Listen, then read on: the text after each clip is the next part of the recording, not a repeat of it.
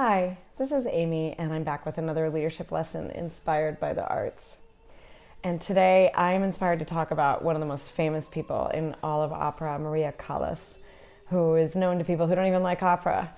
And to this day, 40 years after her death, she is still one of classical music's best-selling vocalists.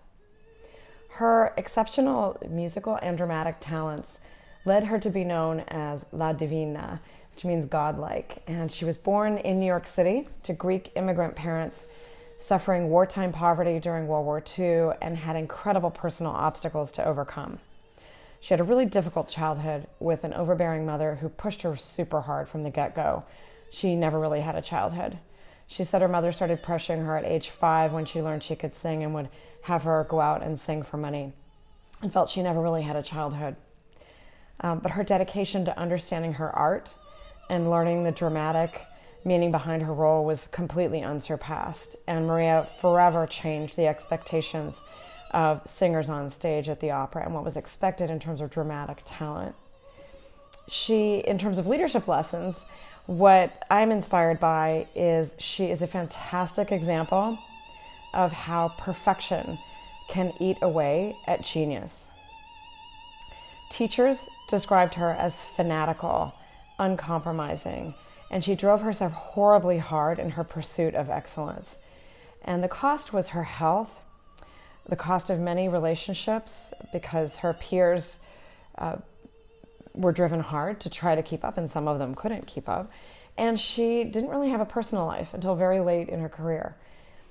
She referred to herself as two different people, La Callas, which is the diva that the public expected to see, and then Maria, the person that never really had a childhood and never really knew how to manage that.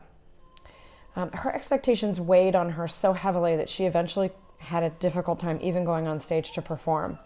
It got to the point where she had to take pills and tranquilizers to get in the mental mindset and muster the confidence to perform. One great example of mindset and how it can impact genius is one of her recording sessions with EMI. She was so nervous that the producer called for a break and a timeout for everyone who was doing the opera recording, and he was trying to figure out what to do to get her mindset back so her voice would perform. And during the break, he played another recording from a different soprano that he had done the day before. And immediately a transformation took place with Maria. She said, "This is not Verdi or Aida, it's like a funeral march." And she was filled with fire and passion and said, "Let's go." And just like that, her voice was back, and they did the recording in a single take. So this shows how much our mindset impacts performance. And what can we take away from this? So let's talk about perfection and whether it's showing up for you. Striving the best that you can be a catalyst, it can be an inspiration, and it can lead to breakthroughs in every field.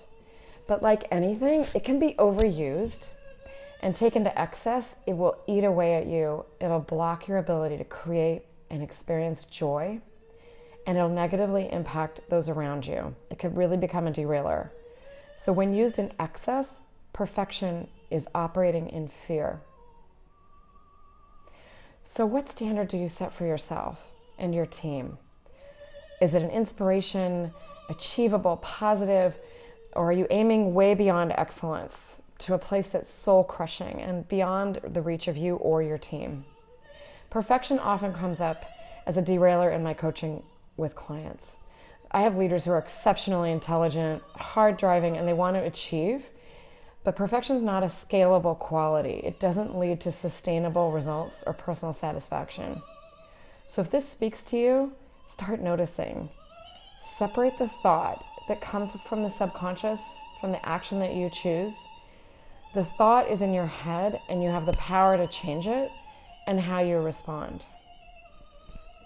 Choose the path that's expansive, that creates possibility without judgment. Be kind to yourself. Be aware of the self-talk that you have and the standards you're imposing on others. This enables to share your own unique voice and that of your team. Thanks for joining me. Reach out, connect, share this with others who might be interested, and feel free to see my other leadership videos on YouTube and other resources on my website. Take care, and I look forward to seeing you next month when we do our next leadership video inspired by history and the arts.